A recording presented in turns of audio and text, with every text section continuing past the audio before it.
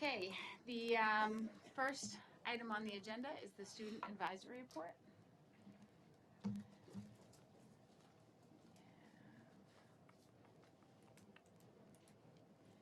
We have Kylie here. Welcome. Hi everyone. So there's a lot of exciting things coming up for spring. We have a lot of AP test preparation for the juniors and seniors. And we also have, next week is the annual Spring into Wellness Days. So we have over 30 professionals coming to talk about different health-related issues and about their professions and things like that. So that's really exciting. We also, through Compass, we're organizing a little movement for water.org where there's this uh, program where if you put your phone face down for 15 minutes, it donates a whole day of water to, I think it's like a village in need or something like that. So if all the Compass advisories do it, then that's a lot of water that we can get for communities. I think we also have a driving simulator for Wellness Week, I think next week, to warn about the dangers of drunk driving, which is a good time because we're around prom season, which is exciting, but also it's important to highlight those issues. Um, we also have, well, tonight there's the band concert. Next week is the chorus concert, and we also have the Spring Coffee House Open Studios, which is a new um, event that we are starting this year that Miss Johnson actually started. That showcases art, which is really exciting to me because I think that's a topic that doesn't always get a lot of attention. Also, the LHS Photo Challenge is going on, which is a fundraiser where students have been entering their photos over social media, and the top 100 photos that are picked will be put for sale actually for, I think it's for Molly's Fight, right? So all the proceeds will go to that charity. So yeah, there's a lot of cool things coming up that I'm excited for. So. Does anyone have any questions? Well, thank you very much. Oh, you have a question? I was just going to ask if AP tests really top the exciting list of things. Oh yeah, that's why I brought them up first. It's very exciting, especially calculus. To get them behind you, I'm sure, is exciting. Well, thank you very much. It's a busy place. Okay, next on the agenda, we have minutes for approval from our regular meeting on March 22nd. Do we have a motion? Move to approve the regular meeting minutes of March 22nd, 2016. Second. All those in favor? Aye. Aye. Any opposed? Okay, great. Minutes are approved. The next item is our glimpse into the classroom tonight is art. So we have with us today, we have middle school educators and high school educators. Unfortunately, our elementary schools will not be presenting tonight due to some extenuating circumstances with the teachers. So I'm not sure, Laura, are you going first or is Mila going first? Okay, so Miss Gordon from the middle school is here, so I'm going to have her come up with her students and introduce her students.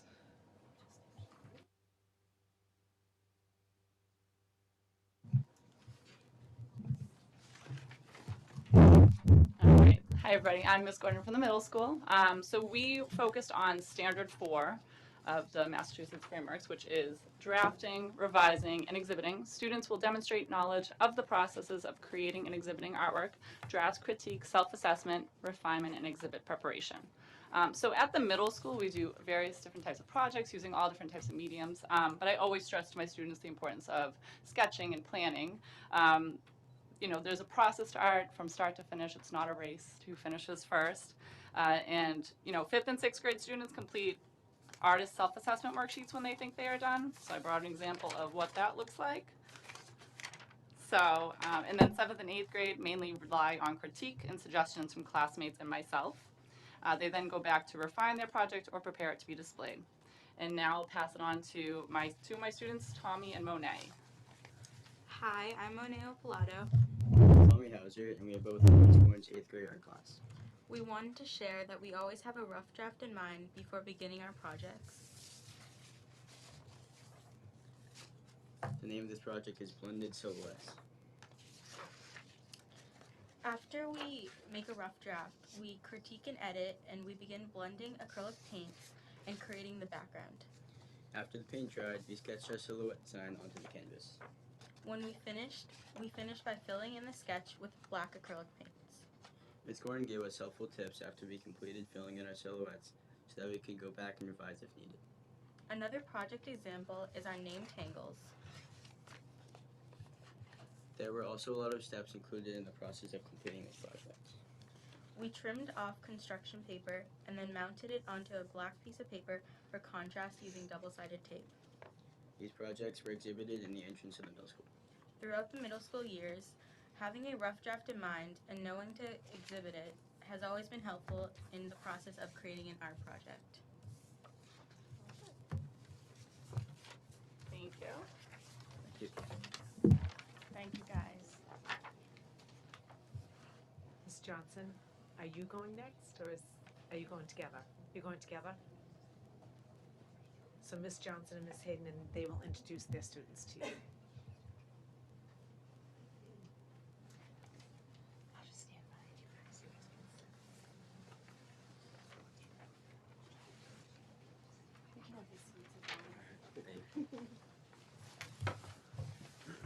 Hi, so I'm Laura Johnson. I teach art, drawing, painting, sculpture here at the high school. And this is my colleague Liz Hayden. Hi. She teaches photography and graphic design. We're very pleased to be here to have our students tell you a little bit about their projects tonight and about Standard 4.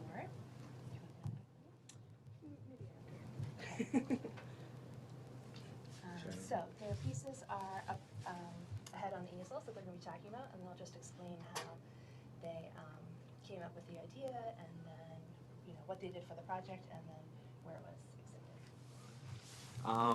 Hi, my name is Jacob Jablonka. I am in the 12th grade, and my teacher is Mrs. Hayden.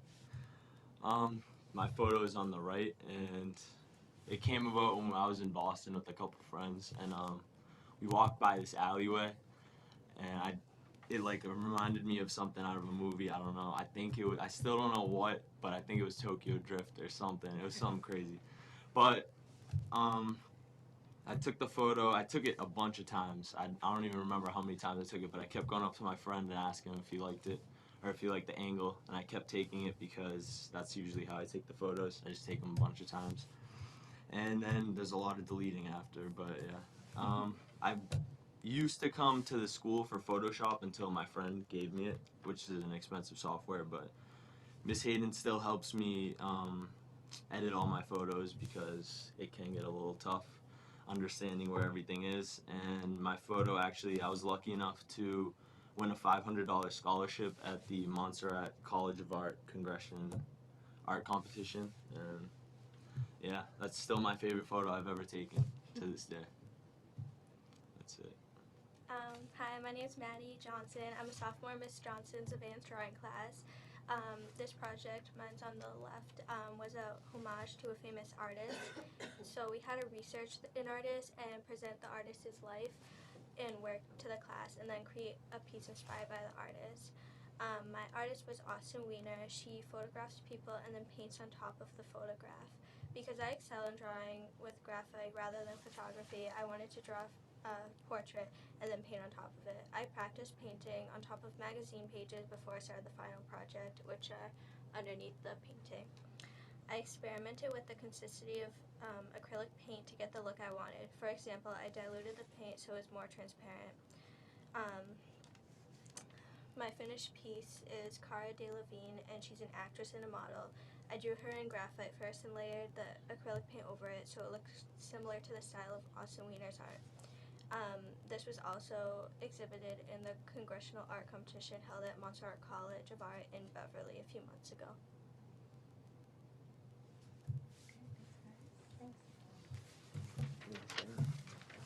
And it was touched upon, but the Open Studio System Foundation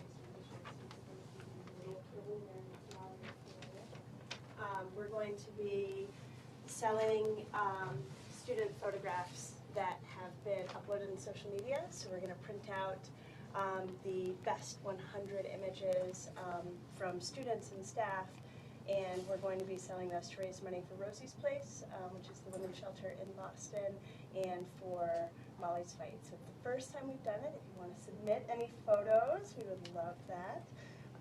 But it's going to be an exciting addition to a great night of music. I just wanted to add the detail that it's Thursday, April 28th for those at home listening from 6 to 8 here in the Media Center. Exactly. Great. Excellent. And then just one last thing, all of Ms. Hayden's students and my students are either in the process or have already made websites to display their work. So not exactly exhibiting to the public, but exhibiting to anybody who can see it. So I just have one copy, but I can also email if you're interested, just some examples of the student websites. If you want to have a look, and if you want to know more about the art department, please contact us at any time. Anybody have any questions? Questions? Really impressive work. Thank you. We think so. Thank you to all the students who came in and presented tonight. It's really impressive stuff, and we appreciate you taking the time out of your night to come show it off. Thanks so much. Thank you. Thank you.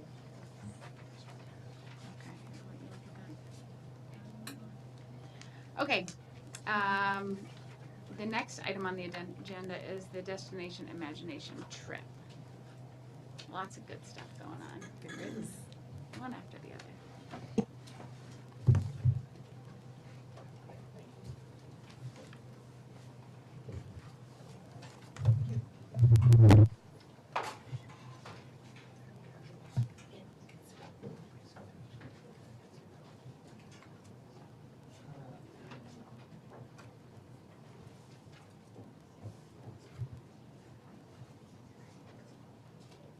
Hi, I'm Lisa Daly. I'm one of the parents of a middle school team. And we have 2 teams this year that competed in the Destination Imagination state and regional competitions, and they came in 1st and 2nd place. And this gave them the privilege of being invited to go to global finals in Knoxville, Tennessee. So what we're doing here is requesting that our students have an extended leave of 4 days to miss school to attend this competition. So the packet that you received is the extended field trip application form that we filled out. It includes the expenses. Also, the last 3 pages have all the students' names and their chaperones and their flight information and various information. And the dates of study are May 24th through May 29th. And we have 1 middle school team and 1 high school team. And 1 university team. Sorry, 3 teams. Does anyone have any questions about the trip? Still digesting, just give us a minute.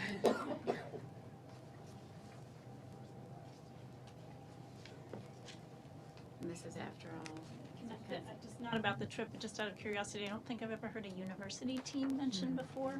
Yep. Maybe Donna. Well, it's very exciting.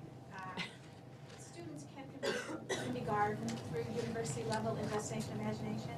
And for the first time in Linfield, we have an alumni university team who are students who all attended Linfield, who are now in different colleges, that have formed a Linfield university level team. And they are going to globals. We're very excited about it.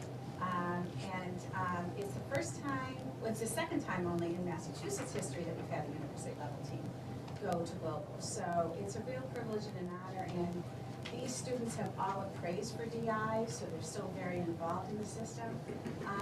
And just a kudos to all you guys. I just have to thank you for your support over the years, because Linfield is really being recognized as a real leader in this program. And we recently got asked by a community on the North Shore to help them set up a program in their school system that will allow the students to get credit for having a Destination Imagination program within their school system. And we were highlighted because of our success and how we're viewed as being one of the premier Destination Imagination programs in the state. So kudos to all of you, and thank you for supporting us. But yes, we do have a university level team. It's terrific. That means that all these kids had to figure out the challenge in Yeah, different they had to geographic challenge. spots and figure out how to get it all together. And That's figure great. out how to coordinate being at They've multiple Skyped. colleges. They've Skyped, they've come home on their weekends, they've done work in their dorms. So students like, these two teams are still involved within, K through 12, are continuing to be very, very acknowledged within the program and having great success. Their solutions were fabulous this year, very exciting. So how many teams competed from Linfield competed all together? 15. 15 teams that started out the year. And 6 moved on to states, and of those 6, 4 have moved down to globals. 1 team decided not to go for financial reasons, which was really sad, but, yeah. So we have 3 teams actually. Sorry, I was listening to Dom. Elaine's, Tracy and I co-manage one of the middle school teams. Elaine manages the high school team that's going.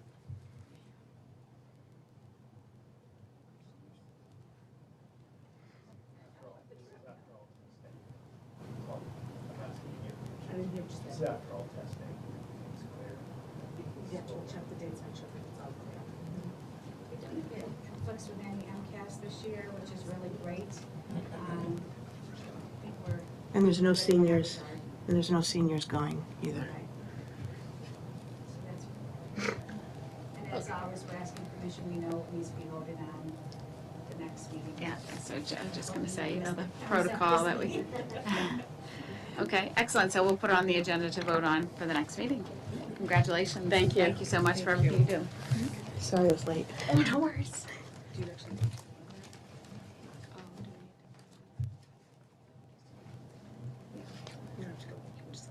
Okay. We just You did a have our sidebar. blessing. So you're all set. Yeah. Oh, that's You're good. awesome. Yes. Thank you. And we really do appreciate your support. You guys are doing great over the years. So. But we really appreciate hearing how all the teams are doing too. Okay, well, thank you very much. Good luck.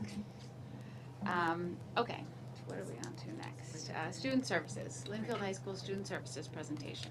So tonight we have 4 people from the high school. We have our principal, Mr. Cleary, Kara Morrow, our special education director, Gerard Coughlin, one of our special education teachers, and Ella Bittman, our adjustment counselor. And they are going to share with you some of the student services that we have at Linfield High School.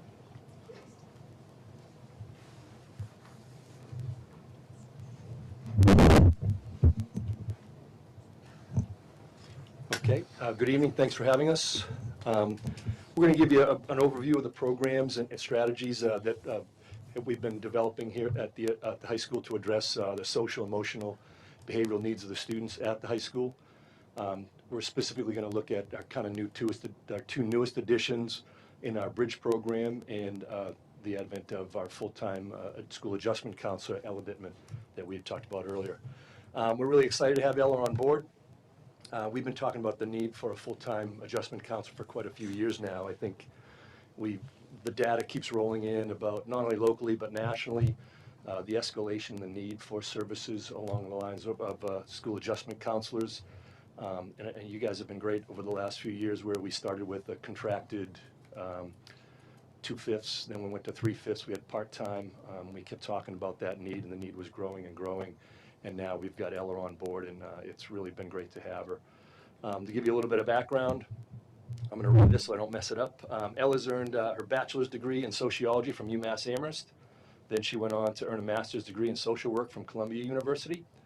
Her corporate work experience includes work as an employee assistance program counselor and manager. And her educational work includes a clinical social worker and a counselor at a public middle school in New York City. She's a licensed independent clinical social worker, which means that she has the ability to assess, diagnose, and treat mental health disorders, And she's already proven to be a valuable member of the team, and we're really excited to have her with us. I'm just going to jump in. Since we're talking about team, it's super important for us. The support staff that we look at, obviously with myself, Kevin and Kara as administrators on the team, Gerard Coughlin, who's not only the team chairperson, but the team leader in the Bridge program. As we mentioned earlier, Lydia Rundle-Jade, who's our school psychologist, who's instrumental. She also works with the middle school as a team chairperson. Christine Smith is our new teacher in the student support program, which is an older program that we've had that has been revamped as part of how we've kind of updated the programs. Obviously, our guidance team with Mike Moresco, Kathy Moody, Scott McKenzie are instrumental in obviously not only helping with some of the social emotional stuff, but obviously as the academic counseling goes on, and we coordinate that back and forth. Our school resource officer, Pat Curran, and our school nurse, Mary Homan. Obviously, there's a bunch more people with our regular special ed staff that are working with our Center for Independent Learning, our differentiated learning plan. It really is a kind of a team effort, and I think it's obviously a lot of these issues are really complicated situations that we have to deal with, and it's kind of important that we use a team approach. So I think when you look at the number of people that are involved, it really is a great place to work, and I think we've been able to really revamp the programs and make them work a lot better than we have. I think, like everything we do, we're talking about, all these decisions that we're making are being guided by our district strategy, and you look at these programs now literally hit all 5 of the objectives in their district strategy. Obviously, the meeting the needs of all students, and just with what we do with modifications and things that we're doing to make it accessible to students, you're looking at curriculum and instruction, assessment and accountability are obviously right there at the forefront. You look at educator growth, when you look at the team effort that happens here and the way these people are all working together, and that also leads right into building leadership capacity, not only in the staff members that are working with this, but in the programs that we're using. I think you're looking at, even with our students, those kind of the students that have been through the program, then act as mentors, and they're a great role model for the younger students and the new students that are coming into the program. I think one of the things that we look at this, as I look at the change that I've seen over the 14 years that I've been here at the high school, I think for a while we felt, especially with the student support program, we were kind of limited. And I think now we've got a number of opportunities that are happening. I think it's one of the things, I think that the change that we've seen is we went from trying to fit students into our program to now we're fitting programs to our students. And I think that's super important for us. And obviously as the principal, it's important for me and it's exciting for me to see the fact that we're now providing an awful lot more opportunities for our students to be successful. And I think ultimately that's our goal at the high school, at the whole district level. I think when we look at it as just the more opportunities that we can give students, the better our programs are going to be. So there's a brief it wasn't really brief, I apologize, so my overview. At this point, I'll turn it over to Gerard and he can Sure. grab that. So one of our greatest challenges was working to figure out a way to identify students who were either A, having challenges within the classroom, or B, having challenges within their personal life. And often this was done in a way that presented a challenge to us as educators. It would happen within conversations in the hall. It would happen in a disjointed manner that we'd hear from parents, we'd hear from fellow concerned students, we'd hear from guidance staff, we'd hear from administration. So we wanted to develop a way to be able to identify those students more formally. And I apologize for using this cliche phrase, but to really actually be proactive in these situations with students who are struggling either, as I said, academically or more specifically socially and emotionally. So one of our first steps that we took was visiting other districts around Linfield. And one of the things that we noticed, one of the strategies that we noticed was having something called, or some variation of a title called the Student Support Team. And our student support team, as you can see here, is sort of our primary way of identifying and finding out which of our students are having the greatest challenges, as I said, academically or socially and emotionally. And what we did was, rather than make this, as I had said before, something informal, we developed something formally in which we put together a team of administrators, support staff that includes guidance counselors, the school nurse, the adjustment counselor, and also general educators. And we meet once per the high school cycle, and our time is just basically spent discussing students and discussing the needs of specific students. And as you can see again here, we have a referral process that we presented to the staff. All of this began this year, and we reiterated to the staff over and over, to our faculty, that this was going to sort of be an on-the-fly process. We had developed some great ideas, but we were also concerned about maybe some of our ideas not working. They may work at another school, but may not be appropriate for Linfield High School. And the support and reaction we've received from the faculty, staff, students, parents, is what we're doing does seem to be working. If we have an idea that was poor, we stopped using that particular strategy.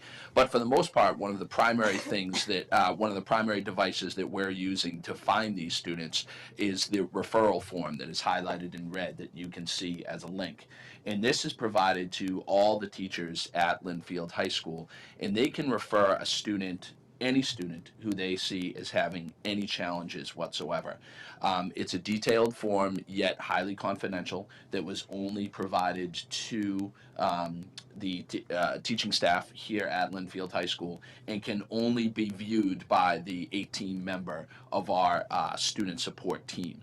And as these referrals come in, that's what we spend our 1 hour, almost weekly meeting discussing. And it may be a student who's failing a particular class. It may be a student who's missed a significant amount of time in school. It may be a student who has identified to a specific teacher that they're having a very difficult time socially or emotionally. And as you look at that form, you can see that it's fairly detailed and comprehensive in what it asks our teachers to do. The first thing we will do each week, we begin our meetings as part of the student support team, is to look at that form. And one of the things that we worked diligently to do is make sure, and Mr. Cleary and Mr. Sear were tremendous in making sure that staff were available and present at these student support team meetings. One of our consistent elements was to maintain that meeting weekly, regardless of us having students who may have been part of the referral process. And the goals for that, obviously, were to be so that we weren't in a situation where we were canceling meetings, where we were changing meetings. We wanted it to be a serious team, and we wanted it to be a team that the school culture took seriously. And in addition to the referral form, we've identified, referred, evaluated, and provide services for students who are not part of that, who came up generated through our conversations as an 8-person team. And just to sort of give you some specific examples, we've had teachers say to us, a student who was out with a broken ankle, who had missed a stretch of school. What could we do as a team to support that student? It was easy for us to identify that student's fine, they're checking in with their teachers to get their makeup work, all of that. And so our process of being able to identify and rule out students was one that came to us rather quickly and rather easily and turned to be very effective. What became more challenging is what to do in situations where we identified a student with some real needs. And so we followed a very, very strict process in which we identify the student, consult firstly the guidance counselors and the general educators to see how that student's doing in the classroom, and then if we decided we needed any specific services, to immediately inform and involve the parents. So before we made any decisions about a placement, an evaluation, even a check-in with Ms. Bittman, the adjustment counselor, we were always including the families in this decision to obviously receive their input and allow them to be a key component of the team. I won't insult you by reading to you, but you can see some of here what we've tried to do. In addition to our weekly meetings, we have some action items that we've used, trying to help students through the process as simple as getting them some after-school support with teachers. letting teachers know that, hey, the student's having a challenging time at home, having a challenging time with your subject. Could you set up a way to meet with that student additionally after school? And before we before we get to this slide, we'll also spend some time talking about more formal supports that we use, and later you'll hear my voice again when we discuss one of our short-term programs that we're very excited about. And Karen Morrow is going to spend some time talking about what we do more formally as part of the special education process. Hello. So as part of the student support team at the end of the discussion, I love this concept and that it offers a variety of resources, ideas, options to students without delay, really. The team can brainstorm and see what the school as a whole can do in the best interest of students. Now, some situations do get to the point where the team feels that they need to take it a step further, and then a referral will be made to the special education team. And every time we initiate an evaluation through special education, the first thing we're looking for is whether or not the student presents with a disability. And I think when it gets to that point, the team feels pretty strongly that all options have been exhausted, and we'll have probably had quite a bit of communication with the family. Now, when we initiate an evaluation for students who we suspect might have an emotional disability, that can be quite challenging for a school to identify and diagnose. We're somewhat limited in our ability to diagnose areas of emotional disability, so we do our best to really gather as much information as we can. And I would say our families are excellent about accessing resources outside of the district, whether it's through medical professionals, psychologists, psychiatrists, and they're often coming to us with that diagnosis that would fall under the emotional category. So as I said, we will conduct evaluations with the emotional rating scales, the psychological evaluations. We'll also always pair that with an academic evaluation just to see how the academic performance of the student is being impacted by their areas of weakness. If a student is determined eligible, if a disability is determined, the next step for the team is to determine whether or not that student needs specially designed instruction in school. And that really kind of defines your difference between a 504 plan and an IEP. A 504 plan will identify the student with an area of disability and then offer accommodations that can be carried out within general ed, whereas an IEP will design specific programming to meet the needs of that student. With our students with emotional disabilities, we're definitely trying to access as many resources as we can. I think we've talked at other meetings about how we can be limited in our access, just being a smaller suburban town, but we try our best to reach out, to seek out resources such as CCI, Elliott, DMH, local hospitals. The addition of our school resource officer has been quite helpful to support us in our relationship with DCF, our relationship with the police department. And if we do get to the point where our on-site programming at Linfield High School, we feel we've exhausted it, we feel that we need to take it to that deeper level. I have spoken to you also about our relationship with our collaborative, so we often access for an alternative day program, an assessment program, and therapeutic day placements if they are appropriate. As Bob said, I think we're in a really good spot right now in terms of our ability to exhaust everything possible at the school level. And the students that we are seeking to support outside of the district, they're more than appropriate. So I'll pass it on to Ella to speak a little bit more about the role of the adjustment counselor. Hi everyone, thank you so much for having me here today. I'm really excited about the opportunity. I wanted to get a chance just to meet you folks so you can put a face to the name. I'll give you a little bit of information about what I do and how I serve Linfield students and communities, but please feel free to ask questions along the way. I'll try to kind of give you a little summary of my day and things that I do. Just to give you some data, so far this year I've actually met with 55 students, which for a school of 646 is a pretty good number, especially for someone that's new and students are still kind of getting familiar with the program.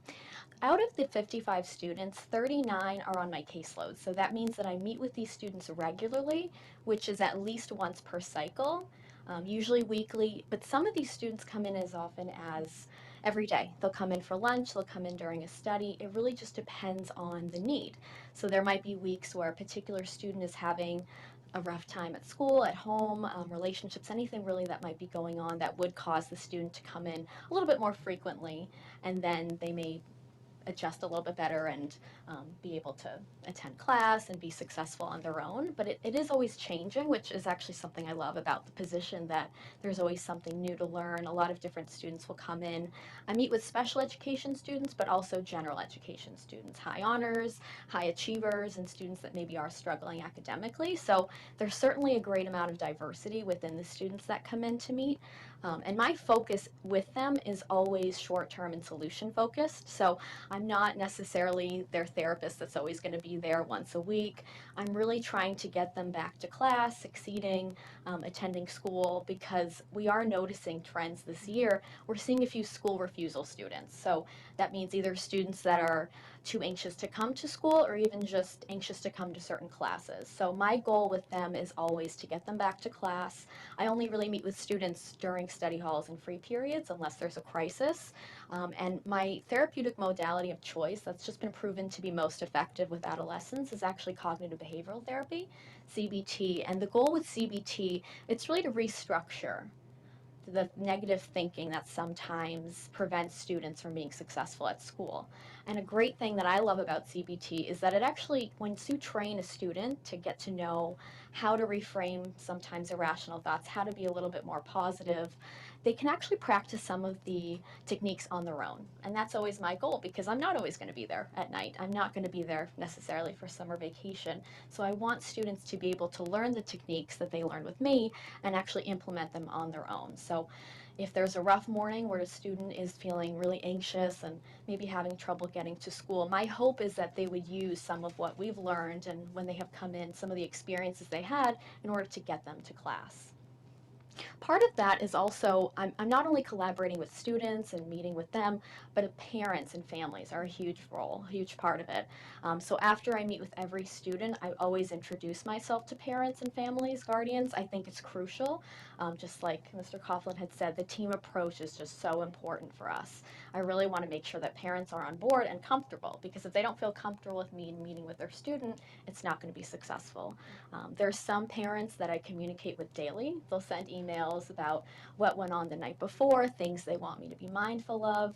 And then there are others that really it's on an as-needed basis. So if I'm ever worried about safety, which does come up a little bit more frequently than I'd like, I do notify parents immediately.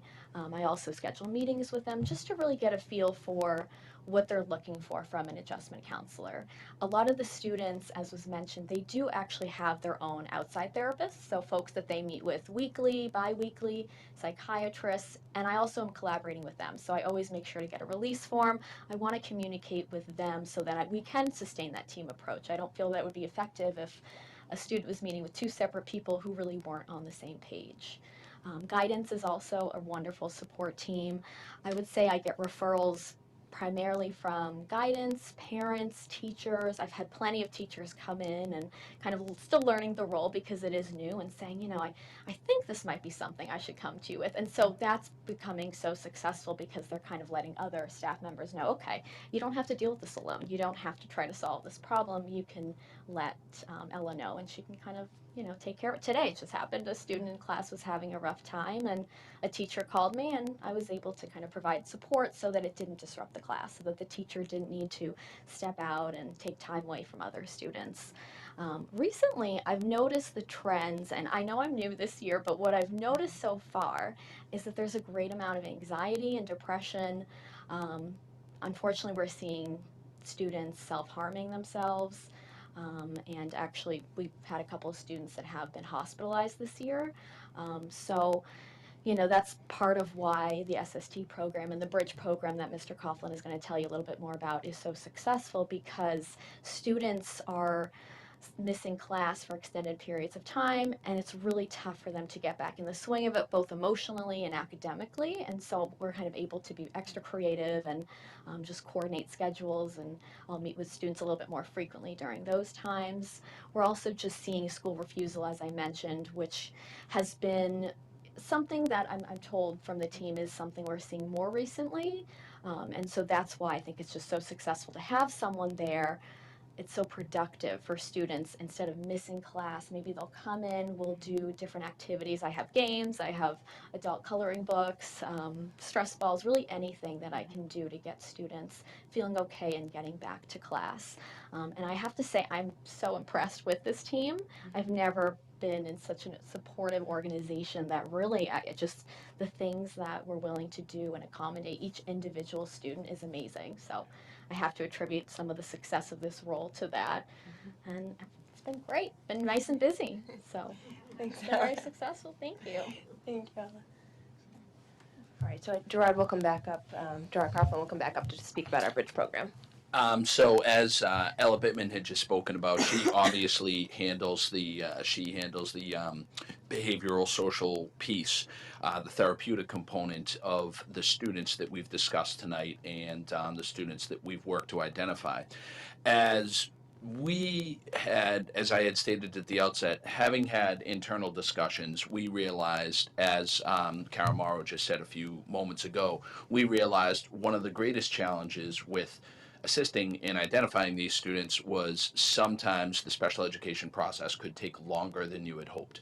I think some of you are familiar with some special education timelines. They can take anywhere from 30 to 45 days to have an evaluation, have a meeting happen, and get a plan in place. So we wanted to develop something that was immediate for any student that we identified having any challenge.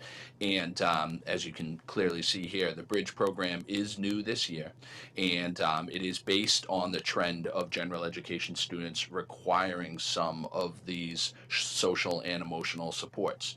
And again, as I had said a few moments ago, we went around to look at some other districts surrounding us, Burlington, Andover, to take a look at their programs and see what would work best for Linfield High School.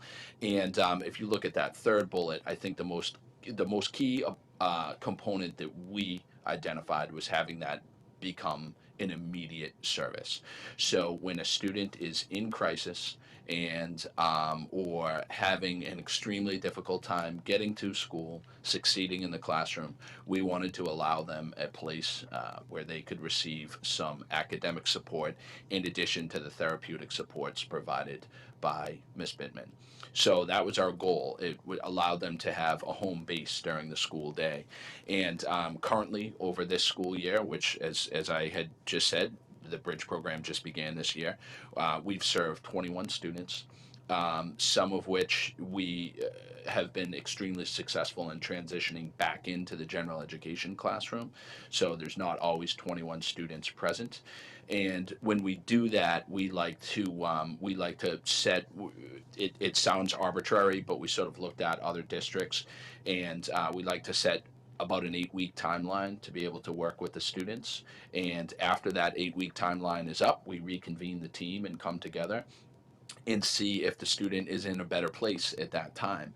Also during those 8 weeks, that allows us a time, if the need arises, to have those special education evaluations that we talked about occur.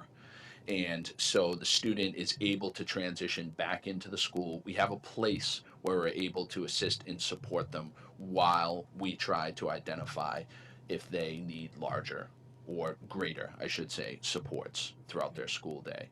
And so of those 21 students, some we've stamped success and been able to transition back into the general education classroom. Others have required larger supports, or again, I apologize, greater supports through more specialized special education programs. And as Ms. Bittman just accurately said, the collaboration is key. We try to work, as we had talked about, with everyone within the team, starting with the families. It works our way down through general educators. And part of the Bridge program allows me and the other teachers in the program to work with general educators to do simple things like collect makeup work for students and allow them an opportunity to catch up if they've missed school for any reason. And our goal is always, while the students are there, to establish some long-term goals with the student and the family. And I think Ms. Bittman said it extremely well. Our goals are to be able to help the student develop these skills long-term.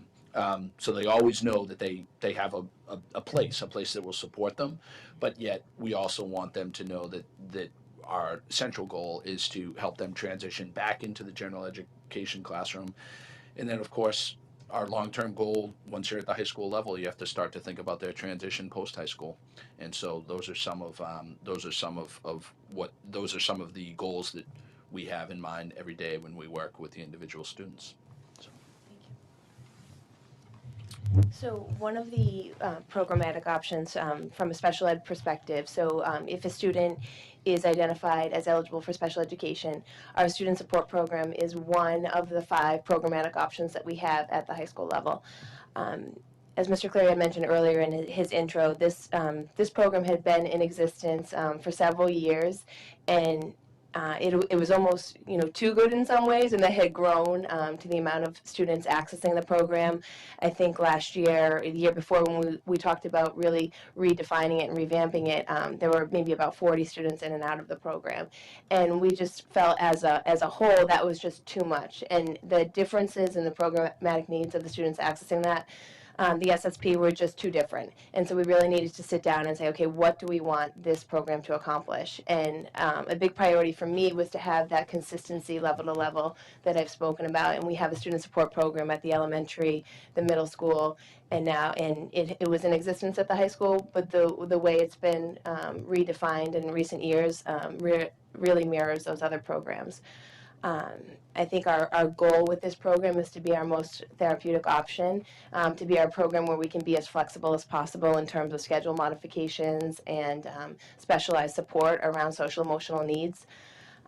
We have, as we had mentioned earlier, we have a lead teacher for the program who consults regularly with Ms. Bittman, with general education teachers.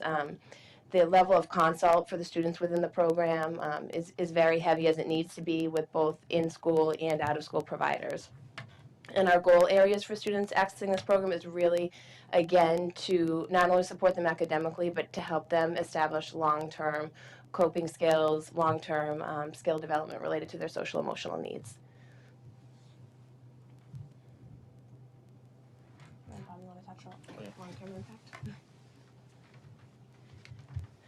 So we just kind of wanted to summarize the efforts that we talked about today and what our goal is long-term for all of these efforts. I think we had talked about it earlier. I think one of the biggest things, and I think one of the things we're most excited about, is just the flexibility that we now have within the program, where again, rather than trying to make kids fit the program, we now have the opportunity, and again, with the staff and the people we have, and I think, again, the collaboration between programs, we can kind of find, and we now have the ability to really kind of move kids around and alter the programs and get them what they need specifically for what they need. So it's not just a one program fits all kind of mentality. And I think that's been probably the most exciting part for me as an educator, to see that happen, that we're really kind of fine tuning these things and individualizing the opportunities for our students. And that's been great. And I think it's, Kara talked about it earlier, we're trying to exhaust all of those opportunities here. There are always some students that just, we can't service them here, and then they do end up in an outplacement somewhere, or there's something, and I think you're trying to balance the fiscal responsibility with what we're trying to do with the educational responsibility of what we're trying to do, and as much as, I think we can service all students, sometimes we do have to say they need more things and we need to get them what they need, and I think, again, it's, with the number of players involved, I think we feel real good when we finally get to that decision that we have exhausted all our opportunities. Right. And I also want to just echo the compliments for the high school team, just in terms of my work with them as well, the people represented today and also those who are not here with us tonight, that the willingness to do whatever it takes to meet the needs of students. I've sat around the table and we've thought of creative, out of the box ideas, anything goes, the flexibility of the general ed teachers, the special ed teachers. It's really, it speaks to the care and the compassion that the team has for all of our students. And I've also sat at the table and had representatives from outside providers, DMH, Elliott, whatever, and they've complimented the team as well as just being very, easy to work with, willing to try anything, and having very strong communication overall. So it's really benefited our students. Any questions? Any questions we're at this good on point? Just a little bit of a clarification question. Sure. On one of the slides, you had CCI and Elliott, and can you define or describe what those are? So both, I know that Jane, you meet on the CCI team as well as does Mr. Sierra. Go ahead. Yeah, the CCI is the Community Collaborative Initiative, so it's really kind of set up from the District Attorney's Office that really kind of brings together DCF, the District Attorney's Office, school. So it really is a matter of all the different services that are available to students that may be struggling, outside the building along within the building. And then again, all the different supports that are available through the court system and also through the school system. So that's what CCI is. And Elliott is an offshoot of the Children's Friend and Family Network that is through the Children's Behavioral Health Initiative, one of the resources available to our district. And they'll offer things like on-site assessments. If we have a student in crisis, they can come and support, do an on-site assessment. They can offer other options such as like a therapeutic mentor, home services. We've reached out to them. At times it's been successful, at times, not so much, but there's someone we continue to reach out to if we need an extra support.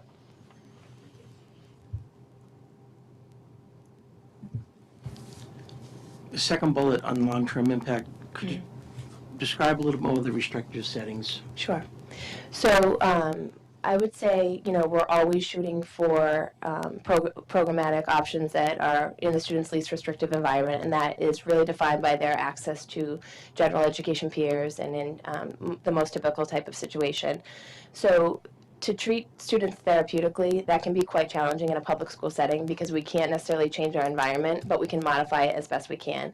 Most therapeutic options outside of the district tend to be maybe at times scale back academically, have more flexibility within their schedule, have more opportunities for preferred activities and interests built into their day,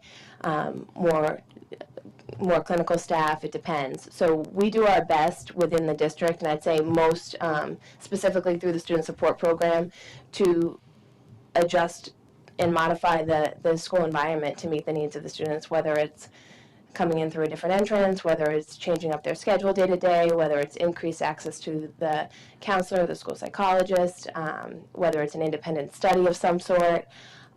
We've been utilizing SEAM Collaborative's home tutoring options a lot lately just to provide independent coursework for students that can't sustain sitting in a class day after day in a larger setting. So those are our less restrictive options, and when we get to the point where, and with this team I can say we literally try everything, when we get to that point where the student's still not being successful and their social emotional needs aren't being met, then we're looking at an environment change. So I'm looking at the referral process as almost a way to preclude a final placement with an IEP in a resource room or even through inclusion.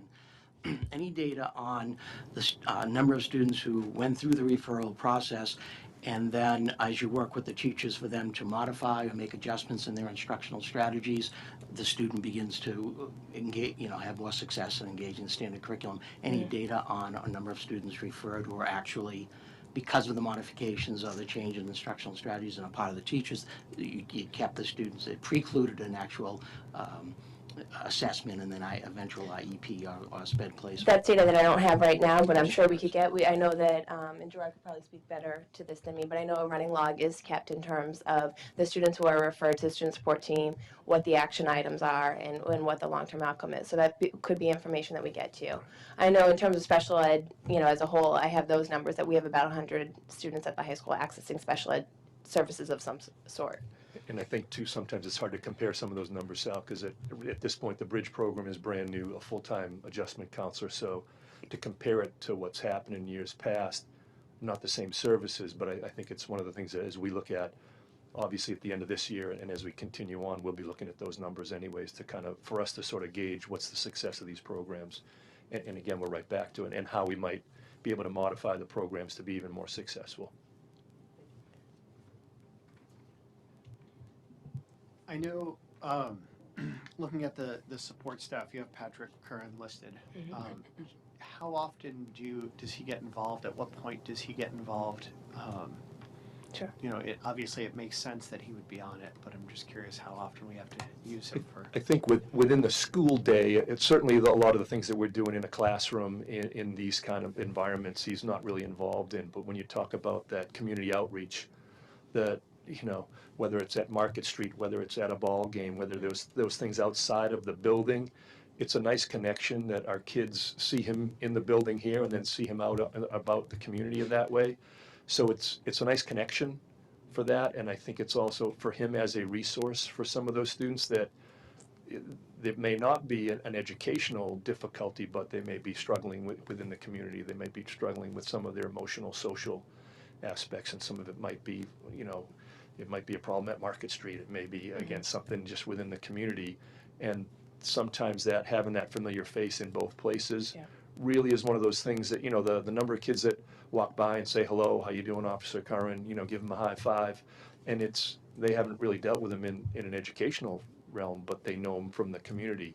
And I think it's just building those relationships and having him that go-between. And I think, again, ultimately, if there is a situation that rises to that level, his familiarity with our students and with what we do and to know what we have and what we have for services allows him to make better decisions within the community that may avert a kid from going down a direction that might be more legal as opposed to more educational.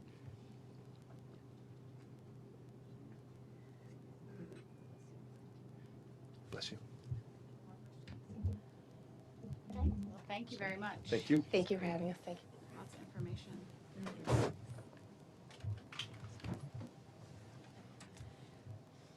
Okay, our next item on the agenda is the North Shore Education Consortium has an amendment to their collaborative agreement. Jane is going to discuss it. So I will explain this to you in terms of some notes from our board. So the current tuition rates offer a substantial discount to member districts. It was approximately 20% for most programs. When the board drafted the new collaborative agreement in 2013, the DESE advised them to include language that would cap the differential. When the board met to create the new budget in FY16, they realized that the cap was really limiting the options and actually placed a greater financial burden on the member districts. And so when they did a little bit more digging, they realized that the recommendations from the DESE was exactly that. It was recommendations. It was not a mandate from the DESE.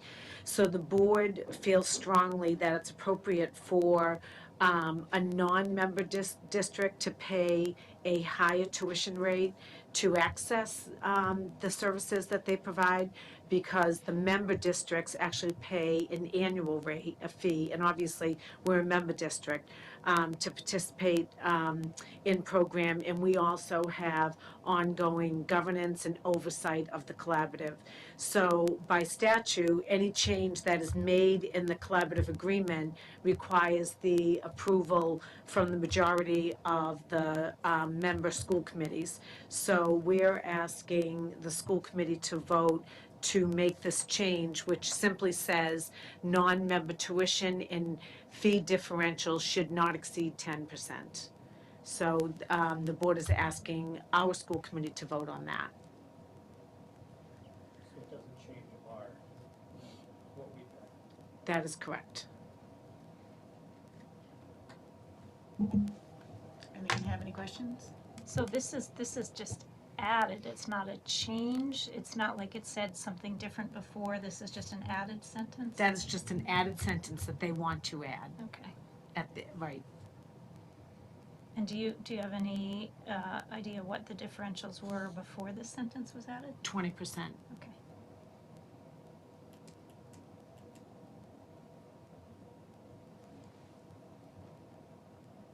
We pay a $10,000 fee annually to belong to the collaborative.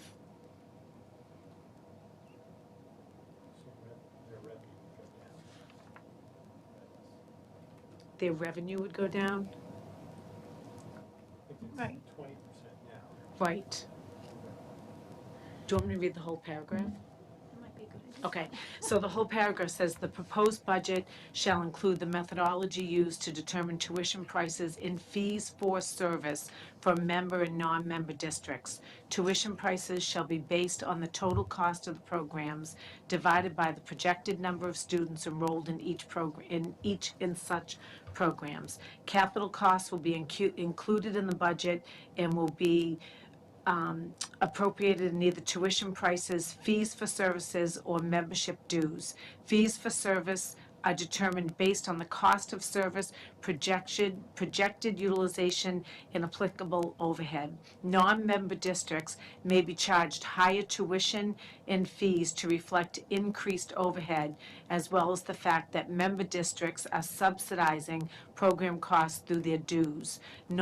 So what they want to add is non-member tuition and fee differentials should not exceed 10%. It's pretty So- straightforward. So we pay membership dues, but we also pay when we use their services. We do. And those can change from year to year depending on what the cost for the services That is are. right. So that, would this mean that sometimes the costs for what we're paying would go up compared to what they have been because the differential could be less and they still need to cover the cost? They still need to cover the cost. Does that make sense? It makes sense. But maybe I'm not understanding something, but it means that it would increase the costs that the member districts would end up paying. They're looking for it not to increase the cost of the member districts, but increase the cost of the non-member districts. Am I explaining it right? It's like a user fee. So Right. if you're a member, you pay the flat rate. If you're a non-member, you pay the user fee rate. Right. It won't exceed 10%. Right. But they're restricting the user fee. Right, they're capping it at Right. no more than 10%, which I think is what the That's what it statute says. said, right? Right. But it's currently at 20%, right? So it says the current tuition rates offer a substantial, tuition rates offer a substantial discount to member districts, approximately 20% of their programs. So that's the discount that we get, I didn't say that right, that's the discount that we get as a member rate. As a member district, we get approximately a discount of 20%. They're saying that the non-member tuition and fee differential should not exceed 10%. Non-members are paying more. They don't want the member districts to have to pay more money. So by putting the sentence in here, the non-member districts would pay more. Am I explaining that right? Yeah, always it makes sense. Right.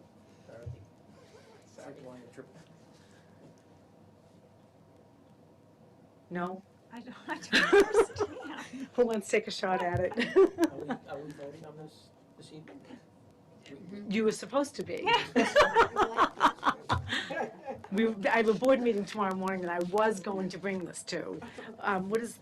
What does the paper say that you are signing, actually? You have that? How Would that much- help if you read that? How much do we Oh, no. currently spend approximately on tuition with? I don't think that's the question. That's not Just- the question. They're saying, can you charge up a non-member? So we're authorizing them to charge up a non-member 10% beyond what the regular program cost is.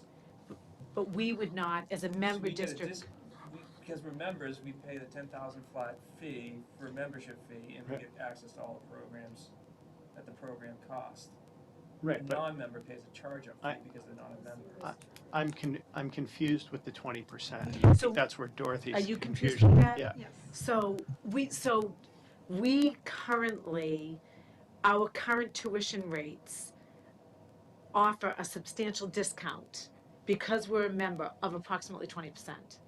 That's what they're saying. That's what we get now with our $10,000 right, Tim, with a $10,000 You get a 20% membership. discount on the program. Right. They're looking to charge up. They want to charge up the non-member districts 10%. Yeah, they could pay 11 where we pay 8. They want to be able to go up by at least 10% to non-member districts. Am I saying this right? Absolutely. Okay. They just want the okay to say that we're telling them they can charge up non-member districts 10%. Weren't they doing that before? They were not doing it to that degree. Does that make sense? Yes. Is there another way I can say As it? much as it's ever I gonna make just, sense to me. if you're a member, you get a 20% discount. If you're a non-member, you pay a A 10%. $10% charge. We get the sale price, they get the Yeah, it's like buying a rack rate concert. plus 10%. But the program is still based on the cost. But then the cost is gonna change because of what they know they're gonna get for revenue from it. Okay, I understand what you're saying. Okay, go ahead. It sounds like how they drafted it originally was to the deficit of the member districts. That's exactly what it was. So they're changing it so that the member districts aren't penalized. Exactly. Okay, I'm with you now. Are you? Yes. Okay. Okay. So, we need to vote to accept We can this do that at the proposed end, or- amendment. Yes, we Yeah. can do that at the end. Okay. Any other questions or discussion? Sally, you look like, no? Dorothy? No, I'm all set. A little time to Thank you. to digest. Okay. All right, so our next item on the agenda is the school calendar, but to follow protocol, we actually need to skip ahead and check off one of our matters for action and take a vote on the teacher's contract. So, that we can discuss the calendar. Right. Since some of the teacher contract impacts the calendar. So, is there a motion? Are we going to talk about what's in the contract? Okay, that impacts the calendar? Well, I just, rather than just vote on the contract, the public might want to know what we're voting on. Okay.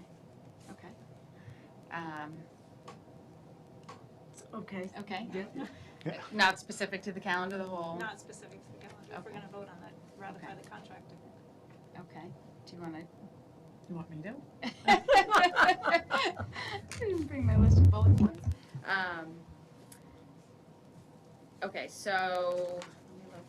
Yeah. What? Let me do it. You have it all in your head? So the school committee the school committee negotiated with the leader, the collective bargaining unit for the teachers, and we agreed to a 3-year contract at an increase of 2.5% per year for each of the 3 years, beginning in September 1st, 2016 and ending August 31st, 2019. Other than that, there was no other significant modifications to the contract, other than what we'll see with the calendar and how the contract impacted the calendar. And that's it. I think we should add that the changes to the contract that impact the calendar are all very positive impacts from the standpoint of the teachers, the students, and the community and parents. Okay. Anyone want to add anything else? Nope. Okay. Move to ratify the teacher's contract for, I don't know the dates, for September 1st, September 1st, 2016 through August 31st, 2019. Second.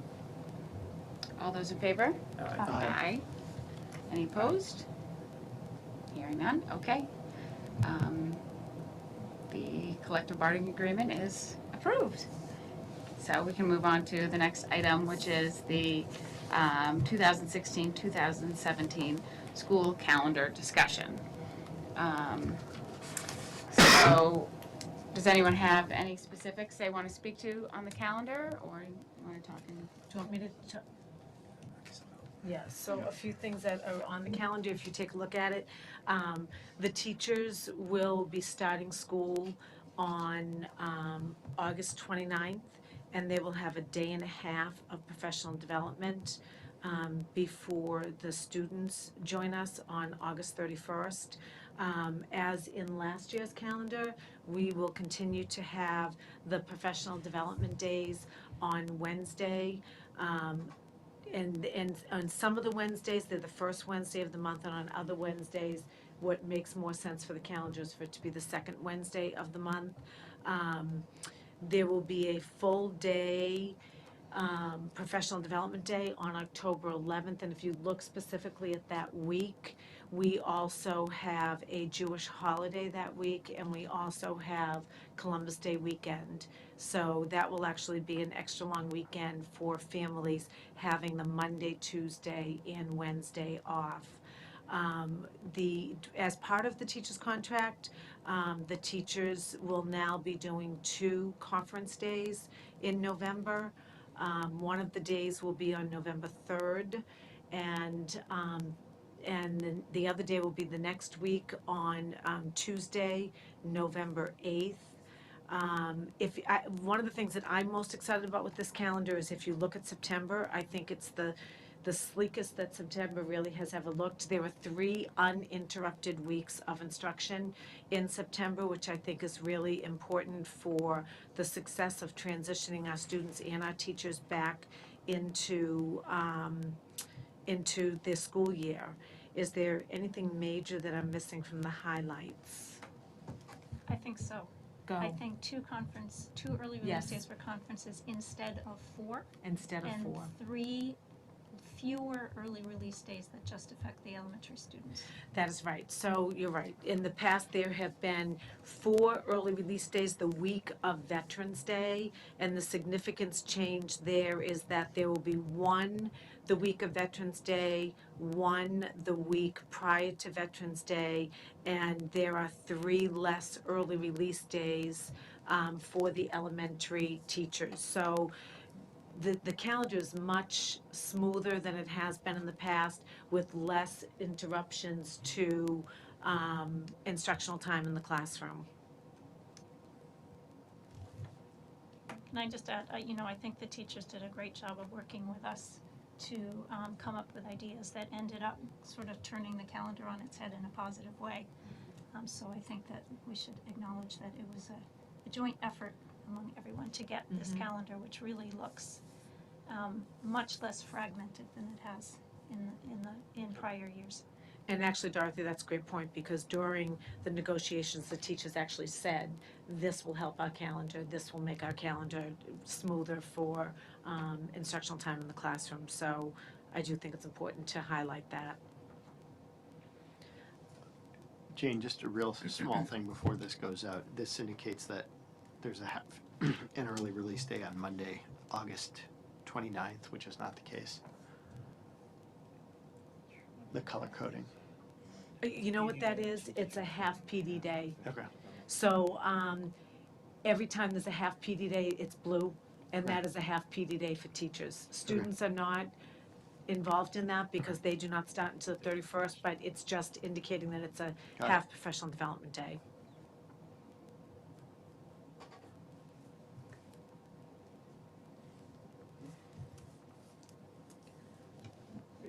Just one more thing, the October, the 3 days that we have off, that's, looking at the calendar, that's an anomaly just for this year. So it just happened, that's the way that shook out, so. Just a matter of clarification. Other than that, though, it really, it gains a lot of traction in the first half of the year, which we haven't had in a long time. So yeah, again, like Dorothy said, kudos to the teachers, kudos to us for grabbing 5 half days off the elementary calendar and making that front half really look like a lot cleaner than it has in the past. Looking at it, what popped out first thing is the number of consistent weeks, the lack of colors across each week. There's just nice solid weeks throughout the whole year, other than the holidays that you can't avoid. It's a really consistent schedule, so I think everyone's going to be happy with it. There are 2 other things that I'd just like just to bring to notice is that typically on an election year where we have a presidential election, we would plan the fall professional development day for teachers on that election day just to make election smoother in our high school.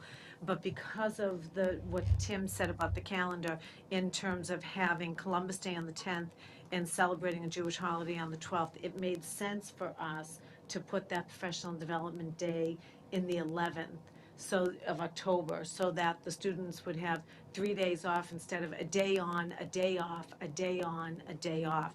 But in doing that, we really had to be creative with the high school because it is a presidential election. We are expecting a very big turnout for our voters.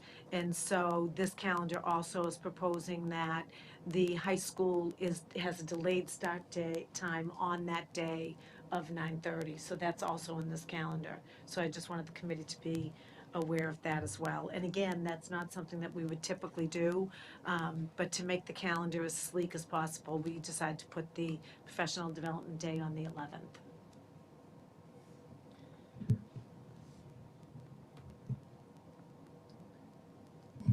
Thank you. Assuming this is approved this evening, I imagine there will be perhaps some information as to when and how this becomes available to the community at large. So I would say as soon as the committee votes on this, it will be on our front page of our webpage. Anything else? Nope. Okay. All right, our next item for discussion is the superintendent's report. Okay, so a couple of things in my report tonight. Every 6 years, our special education program goes through a coordinated review. And every 3 years, we have a mid-cycle review. And the mid-cycle review is performed by an auditor from the DESE, and they literally come out. They sat in my conference room and they go through a lot of our files from the special education. Making sure that we are in compliance with our timelines, making sure that we are writing IEPs correctly, that we're writing letters to parents correctly, that we're right down to our invitations to parents when we're inviting them to IEP meetings. And so that took place about a week and a half ago, the mid-cycle coordinator review.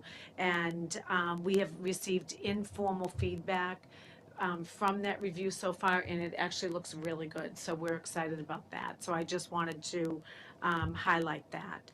I also want to highlight where we are with the assistant principal search from the middle school. So Steve Ralston has put together a committee. They met this week. They actually received 86 resumes on School Spring, which is a lot. And then we sifted through them to see who really was qualified for the positions and who we thought would be a good, or I did not do it, they did it, to see who would be a good match for our middle school. And my understanding is that for the first go-around, they are looking at, they have 6 very highly qualified applicants, just happens to be 3 men and 3 women, that they'll bring in next week, I believe, to start the first round of interviews. So I wanted to give you an update on that. And the last thing that I want to share with you is typically around this time of year, it is always fun and exciting to hear about where the students from Linfield High School have been accepted to in terms of their colleges. And so I actually have a 4-page list here, so I'm going to read you a portion of that. And as school committee and other school committee meetings, I will share the rest of them with you. So our students for the class of 2016 have been accepted to American University, the University of Arizona, Assumption College, Auburn University, Babson College, Belmont University, Bentley University, Boston University, Brandeis University, Bridgewater State University, Bryant University, University of California, San Diego, the Catholic University of America, Champlain University, College of Charleston, Clark University, Colby Sawyer University, University of Colorado at Boulder, University of Connecticut, Curry College, University of Delaware, Drexel University, Eastern Connecticut State University, Elon University, Emerson College, Emmanuel College, Endicott College, Fairfield University, University of Florida, the George Washington University, Georgia Institute of Technology, Flagler University, Gordon College, University of Hartford, Hartwick University, High Point University, Hofstra University, and Holy Cross. And I will stop there. So we have some impressive colleges on that list, and that's only a portion of the colleges that the students have been accepted to so far. Go ahead. Is the list complete, or do we have to make? So we will continue. I'm just wondering if the others alphabetically flow into Right. the first page, if okay. So we've decided that the additions will be in red. So we have modified for that. We have accommodated for that. We have asked that anything that gets added to this gets added in red so that we know which are new. A very impressive list. It is an impressive list. It is an impressive list. Schools on there. Excellent. Well, congratulations to all those students. Good. All right. Okay, the next item on the agenda is public participation. Seeing and hearing none. We'll go to the matters of action that remain. So we have a vote on the last day of school, and we have the school calendar, and then we also have the North Shore Education Consortium to vote on. So does anyone want to start? Move. Oh, please. Move to approve the last day of school as Tuesday, June 21st, 2016, barring any unforeseen circumstances. Second. All those in favor? Aye. Aye. Any opposed? Okay, excellent. June 21st it is, barring any days. snow Snow days. days, that's I what was gonna we say, said. as it snowed 4 inches yesterday. Snow day. It's not happening. Okay, no. Okay. School calendar, anyone? Go ahead. Arm wrestle over it? You're on. Move to approve the school calendar for 2016-2017. All those in favor? Aye. Aye.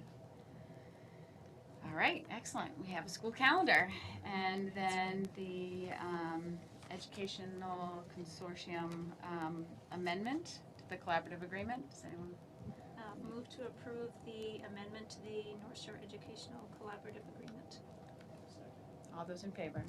Aye. Any opposed? Okay. Move Passes. Excellent. Move to adjourn? No, you No? can't adjourn yet. Okay. No. And the reason why you can't adjourn yet is because tonight is Susie's last school committee meeting. So we have a couple of things to present to Susie. But before we do that, I just would like to thank you for your service to the school committee.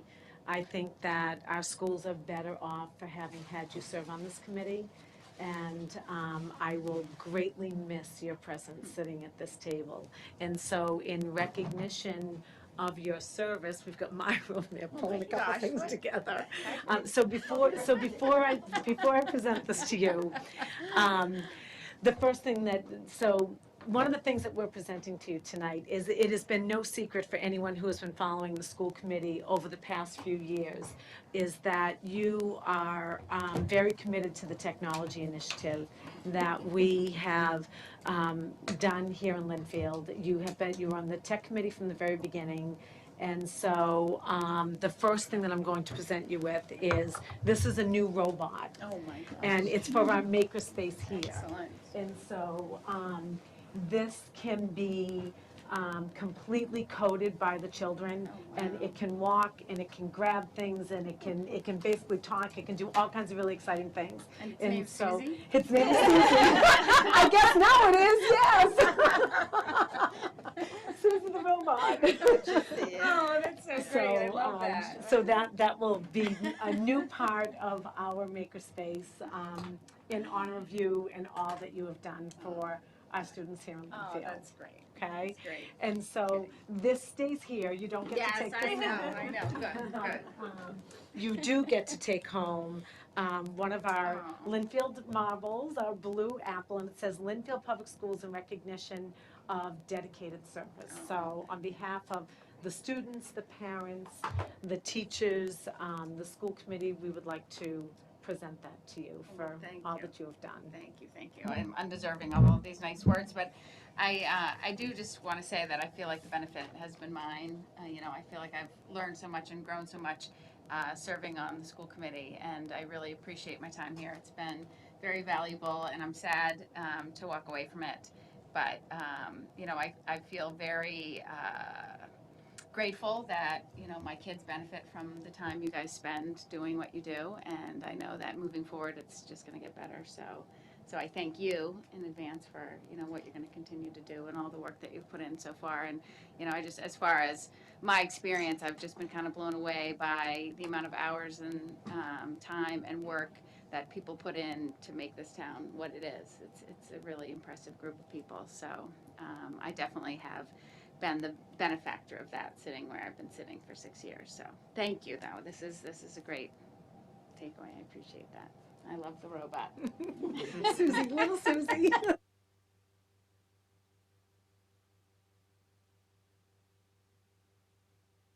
Susie, I just want to say, I just wanted to adjourn to ignore the fact that it was your last meeting. And I think that you have brought so much to the committee, not only in terms of technology, but in terms of being able to focus on the student as a person, and keeping in mind that it's not all academics, but we need to think of the student as a person. I just, over the years, over the 6 years, often had the thought that there's 3 lucky kids in the Cleary household to have you as a mom, with the perspective that you have. And I will certainly miss having you here at the table with us. Thank you for being here. Sue, I've had the pleasure of serving with you for about 4 years. And I want to thank you for following parliamentary procedure. And keeping us together as a collaborative, cohesive unit. You know, I think your leadership skills, I was really impressed to see your leadership skills emerge during the recently completed LTA negotiations. And did a great job on Jane's evaluation, taking all of our narratives and compiling all of that and synthesizing all that information and presenting it. So thank you. You'll be missed. Appreciated your work and leadership.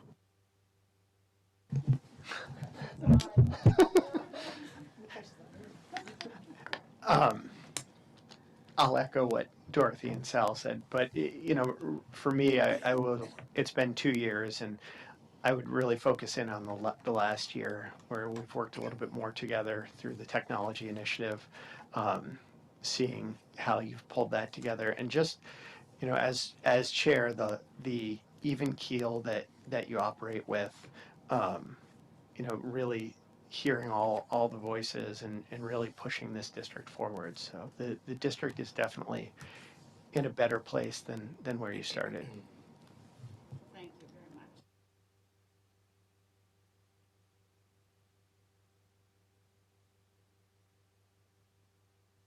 much. Move to adjourn? All those in favor? Aye. Aye.